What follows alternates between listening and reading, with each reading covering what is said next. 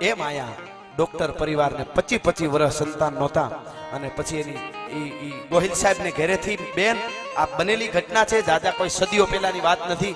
America સુધી દેખાડી છેલ્લે નક્કી કરી લીધું કે આને સંતાન ન થાય, પણ માથું બહુ સીડ્યું તું અને ગોરીજા પૂના બાપા પાસે લઈ આવ્યા અને આવી અને કીધું માથું બહુ દુખે છે કે હવે દાડો જે કરે મારાથી કઈ, હું તો કાંઈ નથી બાપા, હું તો એક નોકરી કરતો માણસ છું, દાડો જે કરે એ હાથું વાસરો દાદો. અને આમ ભભૂતિ દીધી કે લ્યો આ ભભૂતિ થોડીક પી જાવ અને ગુરુવારે પાછા આવજો.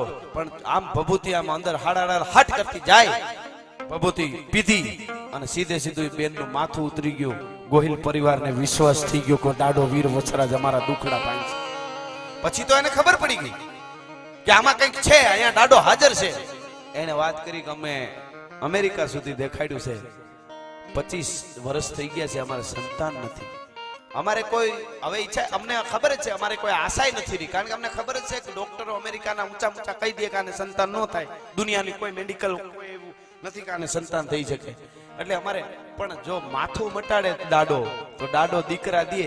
પૂના બાપા કે દાડો એક દીકરા નહીં જોઈએ એટલા દિયો, આ તો શ્રદ્ધા જોઈએ કે પણ 25 વર્ષ ડોક્ટરો કે વાત બધી સાચી, પણ વિશ્વાસ છે કે હા કે આલિયો ભભૂતિ આજથી 1 વર્ષે દીકરાને પાછો તેડી ન આવો તો દાદા વસરાજનો ભૂવો ન કહેવા, ભલા માણસ.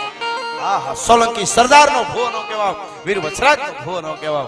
અને એને સાહેબ અમેરિકા વાત કરી કે અમને ભુવાએ આવું કીધું છે કે દીકરો વરહદી પછી ઓલવા એનો આખો પરિવાર ભણેલ ગણેલ અમેરિકા દાંત કાઢતો હતો. ઈ કે હજી આવાય માણસો પડ્યા છે સૌરાષ્ટ્રમાં કે આવું માનવા વાળા કે આટલું મોટું સાયન્સ આગળ ગયું છે, એમ કે હવે આને સંતાન કોઈ દિવસ આ અવતારમાં ન થાય. શું વાત કરો છો કે સાયન્સ તમારું જ્યાં ગયું હોય ત્યાં. પણ દાડે વાસરે કીધું, વરસદી પછી દીકરો આવ્યો ને ફોન કરીને કીધું કે દીકરો આવ્યો, તઈ એને થતું હતું કે દુનિયાનું વિજ્ઞાન અને સાયન્સ જ્યાં પૂરું થઈ જાય છે ને ત્યાંથી તો દાદાની શ્રદ્ધાની શરૂઆત થાય છે. ભલા માણસ જેને વિશ્વાસ હોય